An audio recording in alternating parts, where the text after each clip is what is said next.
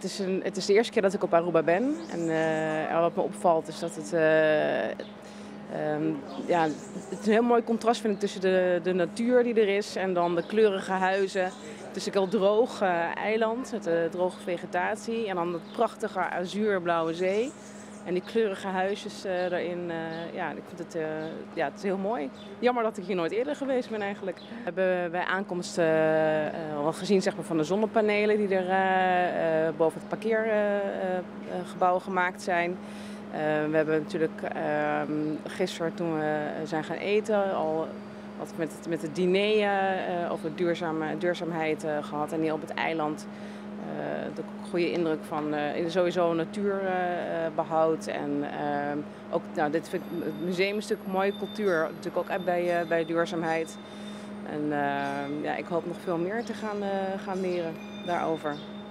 Je ziet dat er toch een kern van de groep heel geïnteresseerd is. En dat is heel belangrijk, omdat wij behalve wat we van ons eiland hebben, onze cultuur heel belangrijk is. En onze historische achtergrond en culturele achtergrond, dat is wat wij aan de toerist moeten brengen. En ik zag dat ze heel geïnteresseerd waren en dat vond ik wel leuk. Omdat we vaak rondleidingen geven, dus op een gegeven moment weet je wel, oké, als je zoveel minuten hebt, dan kan ik dat en dat allemaal laten zien. En je geeft op de eerste plaats een impressie. En de impressie is natuurlijk altijd overweldigend, want men is niet gewend om dit soort musea ja, vaak te zien. Dus op de eerste plaats is het al dan hoe je het al ervaart. Dat is al heel groot.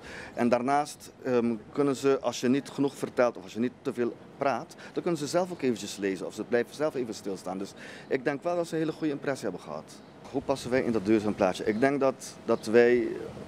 Op de eerste plaats is de rol van het museum helemaal veranderd in het verleden. Wij zijn educatieve centra altijd geweest. Dus wij brengen de informatie over aan het publiek. Maar tegenwoordig zijn we niet meer alleen maar educatieve centra. We zijn ook katalysators van economische, sociale ontwikkelingen.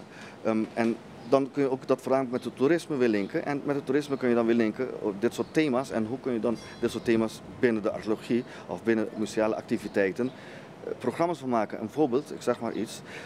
De Indianen, om een vergelijking te geven, de Indianen gebruikten 4 liter water per dag. Wij gebruiken 190 liter per dag. Ja. Dus wij zijn gewoon niet zo duurzaam bezig. En zij wel. Dus dan kunnen we dat gebruiken. Dat soort voorbeelden weer linken aan andere activiteiten die vanuit de regering en het ministerie van Cultuur komen. Dan kunnen wij misschien ook met andere musea aandacht op een andere manier aan brengen. Al sinds de jaren 90 is bekend dat zon, zee en strand niet genoeg was. We hebben cultuur nodig. Dat is een van de redenen waarom ik ook archeologie ben gaan studeren, omdat ik heel bewust was daarvan.